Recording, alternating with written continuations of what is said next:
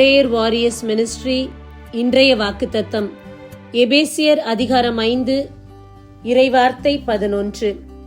பயனற்ற இருளின் செயல்களை செய்கின்றவர்களோடு உங்களுக்கு உறவு வேண்டாம், அவை குற்றமென எடுத்து காட்டுங்கள். அன்பார்ந்தவர்களே, இந்த நாளில் தீமையான காரியங்கள் செய்பவர்களோடு நீங்கள் நட்பு கொள்ள வேண்டாம்.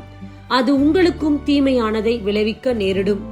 உங்களால் முடிந்தால் அவர்கள் செய்கின்ற குற்றத்தை எடுத்து காட்டுங்கள் அல்லது எடுத்துச் சொல்லுங்கள். இப்படி செய்யக்கூடாது, இது இறைவனுக்கு பிரியமானது அல்ல என்று சொல்லி பாருங்கள். ஆனால் அவர்கள் தங்களுடைய நடத்தையை மாற்றிக்கொள்ளவில்லை என்றால் நீங்கள் அவருக்காக செபியுங்கள். ஆனால் நீங்களும் அந்த குழியில் விழாதபடி கவனமாயிருந்து கொள்ளுங்கள்.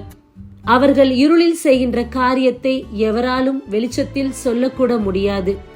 அப்பேற்பட்ட பாவமான காரியத்தை செய்து கொண்டிருக்கின்றார்கள். ஆகையினால் அந்த பாவத்தில் நீங்கள் விழாதபடி எச்சரிக்கையாகவும் கவனமாகவும் இருங்கள். எப்போது உங்களையும் இந்த பாவத்தில் விழச் செய்யலாம் என்று அவர்கள் காத்திருக்கலாம். கவனமாயிருங்கள்.